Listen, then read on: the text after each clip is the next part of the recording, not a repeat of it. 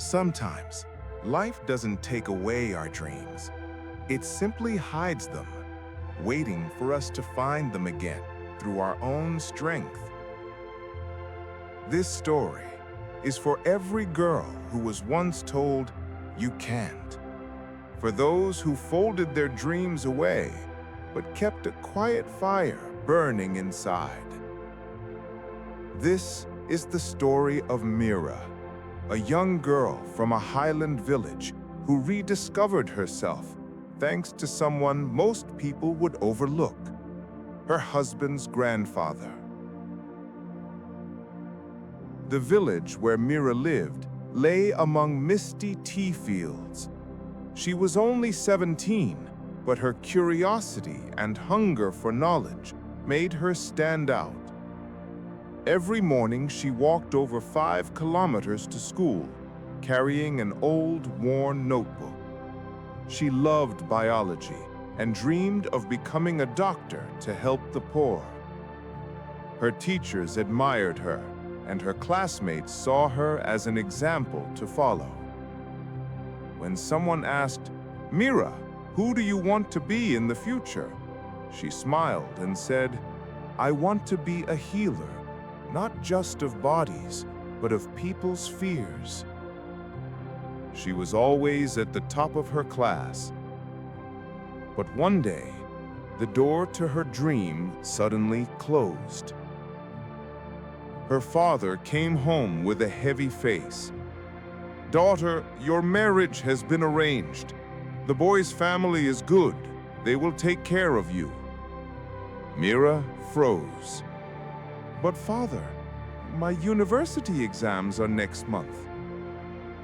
Her mother said softly, "Your real life begins after marriage."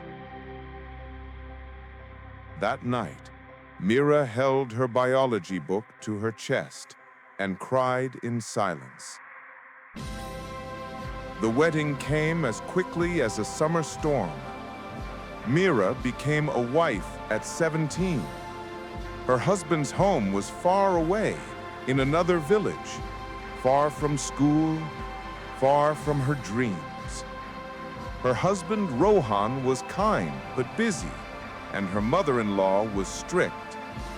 Meera's days melted into cooking, cleaning, and endless chores. Yet every night, after everyone had fallen asleep, she lit a small oil lamp, opened her hidden notebook, and rewrote biology formulas, drawing cell structures. "I don't want to forget," she whispered to herself. One night, Rohan's grandfather, Mr. Harilal, a retired school teacher, noticed the faint light shining from her room. He walked quietly toward it. "What are you doing, Meera?" he asked. "Oh, just drawing, Grandpa." He smiled gently. "I used to teach children with dreams like yours. I can see the light in your eyes. Don't let it fade." Meera looked at him, surprised and touched. From that night on, Mr. Harilal became her silent mentor. Each afternoon, as the sun lingered on the tea fields, he taught her English, helped her read old medical books, and told her stories of women who changed their villages through knowledge. "Education," he said, "doesn't just open the future, it helps you see yourself more clearly." Thanks to him, Meera began learning again. Rohan noticed but didn't stop her because he saw the sparkle return to his wife's eyes. One day, Mr. Harilal said, "There's a nearby health center looking for someone to teach children about hygiene. Why don't you try?" Meera hesitated. "But I'm not a real doctor." He chuckled. "You already have the heart of a healer. Just begin." And she did. At first, her voice trembled. Later, it grew strong. She taught children to wash their hands, spoke about nutrition, and guided mothers on health care. The villagers soon loved the gentle little Meera. Word spread.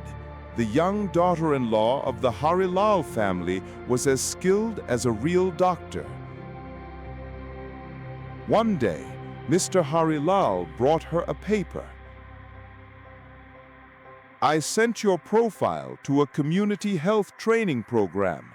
You've been invited for an interview." Meera was stunned.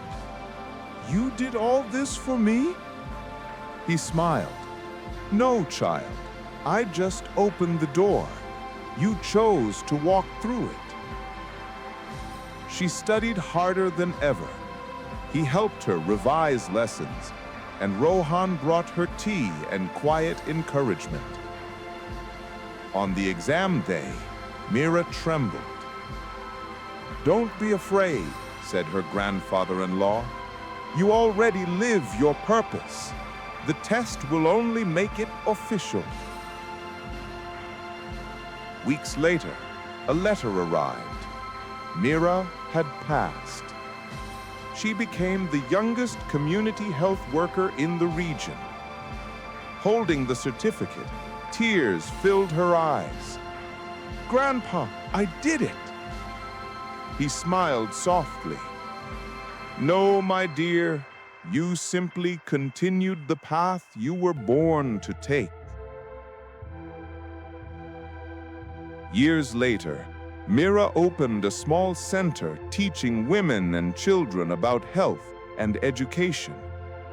She helped girls understand their own bodies and their right to dream. One afternoon, she saw a little girl crying outside her class. "Why are you crying, dear?" She sniffed. "My father says girls don't need to study." Meera knelt and said gently, "I once heard the same words, but knowledge is something no one can take away." The girl wiped her tears and smiled. In her eyes, Meera saw her younger self, the girl who once closed her books in despair, now teaching others to open theirs with hope. That evening, she stood beside Mr. Harilal, now frail but still full of wisdom. "Grandpa, what if you hadn't believed in me?" He replied slowly, "When a seed truly wants to live, the earth itself opens to help it grow."